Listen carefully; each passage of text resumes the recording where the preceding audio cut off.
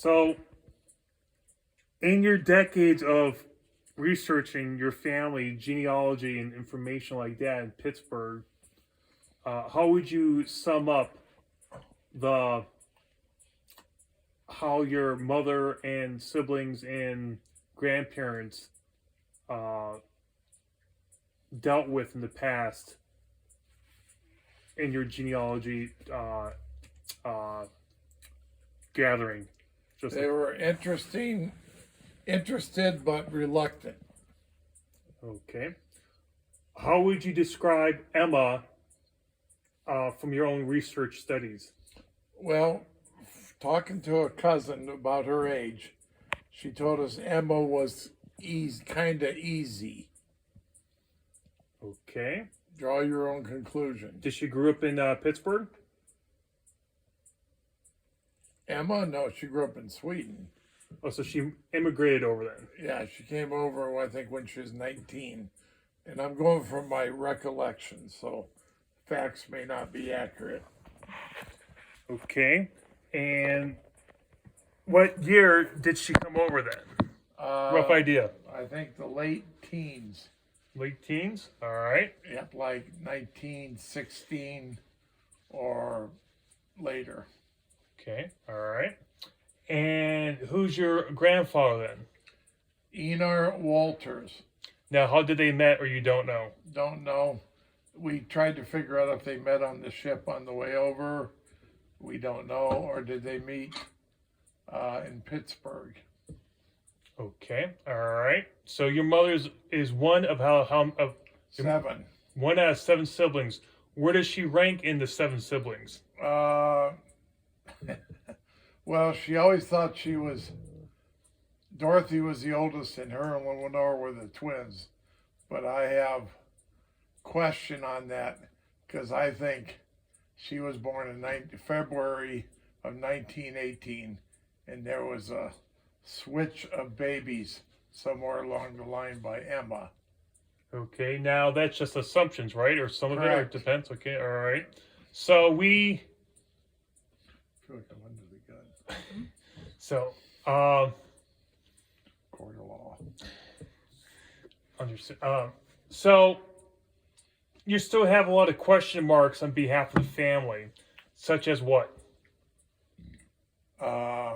If Lenore and Lorraine were the real twins. Okay. Most relatives agree that knew the involved parties that Dorothy and Lenore were more twins than Grandma Lorraine and Lenore. Okay. All right. Now, is there a reason why your mother and her siblings were in the orphanage then? Or you're not sure? Because the father runned away, according to court records. Is that Einar? Yes, whereabouts unknown. Okay. And who was the other man after when Einar was not in the picture then? Then Emma married, to the best of our knowledge, a guy named Albert Erne, Erne. Where is he from? I'm guessing that area of Braddock. Okay. All right. I think he worked in the mill like most people did. So, all right. So, from my understanding, that you think Einar and Emma had 4 children together. Is that correct? 7. Well, 4, yeah. We think 4, and then 3. Possible one or two more, but most likely she had the other kids with Albert Erne. So, Einar and Emma both immigrated from Sweden to the United States then, right? Correct, because the rumor was from Sweden that Einar and his brother, who settled in Illinois, got into a bar fight and killed a man. Okay, all right. And that's why they immigrated to the United States then? That's rumor from Sweden. Is there anything that can be proven in the court of law on behalf of that? No, not at this point. Okay. The brother ended up settling in Illinois. So, whose brother? Oh, Einar's brother. Yeah, I can't think of his name right offhand. All right. So, Einar and Emma met in Pittsburgh then? That's a supposition, because we don't know for sure. But obviously, she kept coming back. He kept coming back to Emma, and then she'd get pregnant, and then they knew where to. I remember the Zor home paperwork said Emma knew about the place, so she would always go back there to have her kids. At the orphanage. Or around, no, Zora home. Yeah, Zor home. Okay. Yeah, it was a orphanage, I would say. Okay. All right. All this genealogy work started because of me when I was born. Is that correct? Yeah, because Alex Duncan, when we had amniocentesis, because Laura, the mom, was at 30, I think 34 years old, or 35, 6, something like that, and they considered that advanced maternal age. But Alex is the cause of all this, because they ask us, what is your family heritage, any problems, diseases, or whatever, and we said, well, we don't know, because never knew who my grandfather was at that point, and that was 1987. Okay. So I'm the one who started the genealogy work just like that because there's a lot of question marks on different aspects of this whole family tree, just like that. So, what else? I mean, how did your mom and her siblings get adopted out? Well, my step grandma Mabel Weaver. The rumor was her and Jenny McCallett, the nurse, hopped on a train and went over to Pittsburgh. And when they returned, they had 2 babies with them. And it was a business back then, right? Well, there's rumor that, according to the Chicago sibling Genevieve, her family thinks that their Genevieve's dad was Victor J. Dowd. He was an FBI agent who helped bring in Dillinger, and he was working on prohibition in Pittsburgh at the time, and he adopted out Genevieve. Although she was first adopted by the director of the Butler, Pennsylvania YMCA, and the baby was sick. I think the name they used was Isabel Dolores, not Genevieve. That name was changed in Chicago legally, from what I understand. And the baby was returned because of sickness and eye problems. And then Victor Dowd was in town, and according to that family, they believe that that Victor Dowd purchased Genevieve and then changed the name legally. And there was an ad in the paper that said if there's father unknown, he has like 3 weeks to come forward to claim the infant, and they never did come forward. Although, ironically, Einar ended up in the Cook County Mental Hospital in Elgin. I remember that, yeah. Elgin, where Genevieve's son Gary lived at one time. And he died in 1944 at the mental hospital from syphilis. And that might explain Aunt Genevieve's eyesight was always poor. And that might be why she had poor eyesight and health problems when she was adopted out to Butler, Pennsylvania, to the YMCA director. Is there any reasoning why Emma relinquished her kids? Is that's the correct terminology, or I mean, adopting them? Yeah. Good question. That's a lot of people have asked that question, but we don't know the answer to that. But don't forget, the relative says Emma was kind of easy. Now, Emma did work for a lot of judges and important legal people like Judge Haymaker. They named a road after him over there. In the as a Swedish maid, which was quite a delicacy or whatever back then. And it's rumored that Emma did more than clean the house. So, all right. Well, And Emma's buried in Braddock Cemetery in Braddock, high above the hill, looking down over the, the Allegheny is it or that the long? Monongahela. Isn't it like a half a mile back or a quarter mile back? It's up in there. She died in the 70s. You never met her, so. No, by the time we found her, she was gone. Although my parents and sister Bud and Lenore and her husband went over to 1965, I believe, they went over to Pennsylvania to try to find Emma because she was living then. And the rumor was that my mom was crying a lot as they sat in the driveway and did not want to go in to meet Emma. And so they came home. But Lenore came close by writing the Zor home of finding information. And it all said father run away or whereabouts unknown.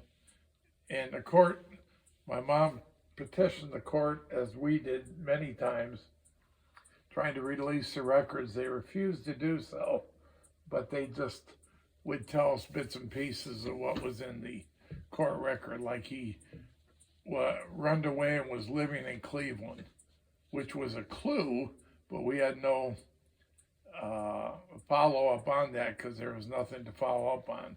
We did find him in Chicago. He was a bridge painter, from what we understood, and painted billboards in his life. But keep in mind, he ended up having a whole nother family in Mayfield Heights. Was it after Chicago? I think during, because they had another child. This would be the common law wife, not Emma. They had a child that died when she was young and living in Chicago. And Einar, who changed his name for the next family, he said they knew nothing about the prior kids and all that. They never disclosed that. And his common law wife is buried, Elsa, is buried with him in Knollwood Cemetery in Mayfield Heights, along with their daughter, who was like 7 when she died. We don't know what she died of, but there'd probably be I don't know if we got a death certificate or not. Okay, so your mom and Lenore migrated from Pittsburgh to Geauga County or Huntsburg, right? Yeah, they were born over there in Pittsburgh at, I don't know if they're born in, I think they're born in a homeopathic hospital, they called it. And then they were at the Zor home until they were about, I'm guessing 6 months old, but it was said the twins' names were Mildred and Laudale, which might have been Lorraine in a misspelling, but we don't know because all that time is a mystery. All I know that the head lady of Zor home had an attorney named Mr. Golmar who handled all the legal stuff. So it was all pretty under the table legally, I would say. But they made sure that they couldn't get in trouble for whatever they were doing there. What years we're talking? 20s, 30s? Early 20. I think according to the record, the twins were adopted out to Huntsburg, Ohio, I think in July of 21, if I'm not mistaken. So they would have been a year and a half then. Okay. So whoever they might be. So your mother and Lenore went to Geauga County, Huntsburg. Genevieve or Isabel went to Chicago, right? Correct. Okay, what about the rest of your uncles and aunts? Well, the other 2 boys and a girl were kept in the family, but we believe they were fathered by Albert Earn. And of according to Herbert, who is quite a character,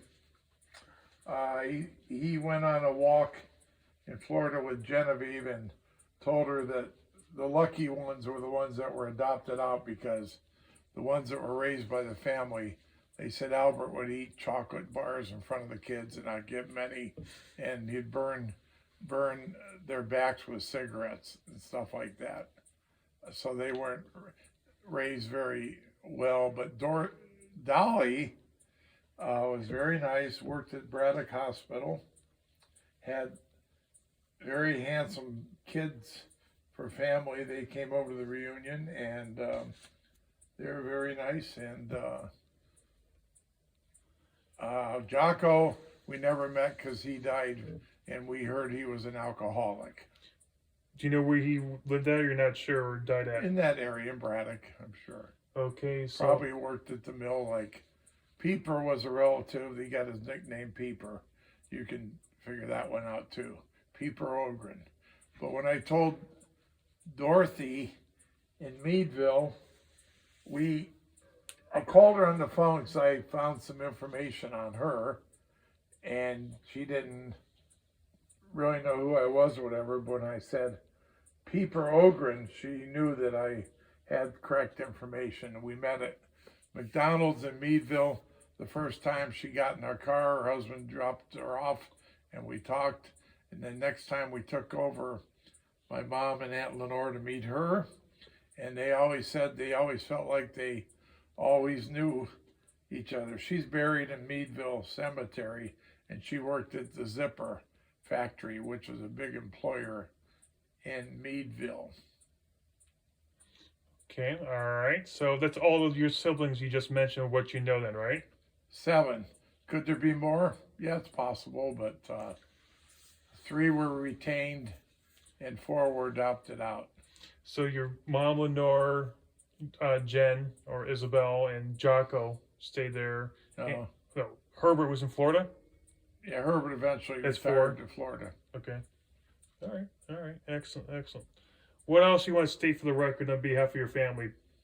Well, Alex is going to be carrying the baton and try to find out, because we understand the court records have been relaxed a lot, so he might be able to find information that we weren't able to find with our 20 travels to the Pittsburg area doing the research. The biggest find was at the courthouse in the basement, finding that Emma and Einar actually did get married in January, if I recall, of 1920. And whoever was born in November, if it was Lenore and Lorraine, they would have been legitimate. But whoever was born in 1918, be it Dorothy or my mom, Lorraine, would have been, in biblical terms, a bastard child. Wow. Intense. So, what else you want to state for the record? Well, when we found Genevieve, it was a little touchy because we went through cemetery records, because we went to Minnesota to a graveyard finding an Einar Walter, which that whole family had no idea this could have been a relative. We found out in the long run it was not. It was not Einar Walters, it was Einar Walter, but we thought it was close enough because he was Scandinavian. But Einar actually changed his name to Theodore Walters, and he did register for the draft in Erie, PA for World War I. I'm guessing it was like 1917 or something close to that, which was a big help because it was registered as Theodore Ted Walters or something like that. And the relative in Mayfield, who's gone now, deceased, her mom was Einar's common law wife, said they always called him his Uncle Ted. So he was pretty good at changing his name and identity so nobody would track him. I would say he's a pretty good con man, but I think his escapades came back to get him because he died of syphilis in 1944, prior to the penicillin, which was a cure for that. What else do you want to talk about? Please go right ahead. Well, that's about all I can think of at this point. Okay. Good luck on your research, and the courthouse. They were always quite adamant and quite strict. But finding the marriage license in 1920 was a big one, because I don't think anybody knew, even Dolly, Herbert, and Albert. I don't think anybody knew that Enar and Emma were married prior. And I know with Genevieve finding her, I did find a number to contact of a daughter, and I called the daughter and I said, we have information that your mom may be adopted, but we're going to leave it up to you if you wish to have her contact us. And within 5 minutes, the phone rang, and they wanted to know what information we had, because at times Genevieve thought she was adopted, but it was later verified through an aunt, or a cousin of Genevieve knew all about the adoption that was in that age bracket, and it was always kept a family secret. So many secrets back then. The truth shall set you free. So we wish Alex luck on trying to find more truth. Okay. All right. Well, you got a lot of your information from the courthouses and from the Zora home, right? Correct. But Carnegie Mellon libraries, we did a lot of research of city directories and, stuff like that. And that's where you urinated on the wall at age 6 months or something. Mom was doing a diaper change, and next thing you know, you hit the wall.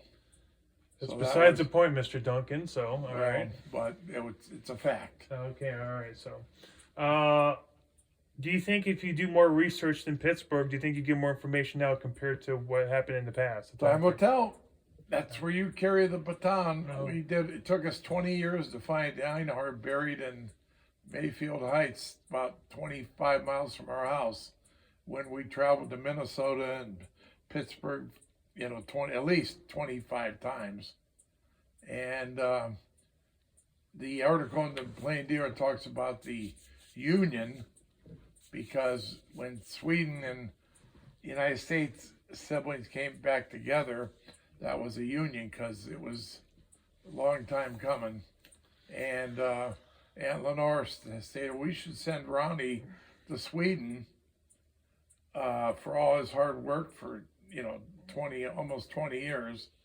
And lo and behold, shortly thereafter, we found out Rich was in Sweden, staying at Carl Axel's house, and also Ganella, the daughter's house, and them treating them well, because Carl Axel and Inga did stay at our house when they visited America, and Reverend Bob gave them a Bible, and Carl Axel said, most of the time we go places, we get a bottle of liquor.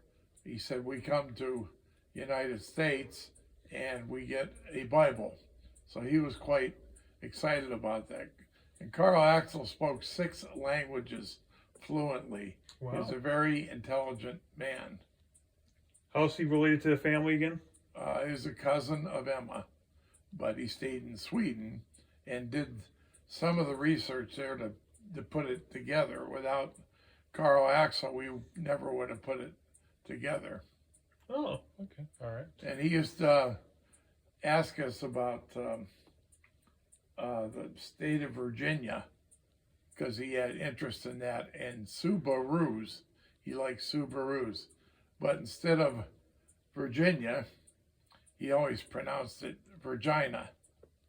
So just another fact there. Okay, all right. Excellent. Is there anything else you want to talk about? And not at this point, but I think your work's cut out for you, and good luck with the court system. Hopefully they'll release everything they have now, because I think before it was 80-year adoption. They kept it sealed 80 years, but we're past 80 years. That would have been 2000. And if they release those, the state laws, it should be wide open, especially for a grandson like you, which should have every right to this information because that was your great grandfather and grandmother. Am I right, Laura? Laura's eating pizza. Great grandfather Yes, great grandfather for Alex. and great grandma. And great grandma, correct. Okay. All right. Other than that, go to Cincinnati. All right.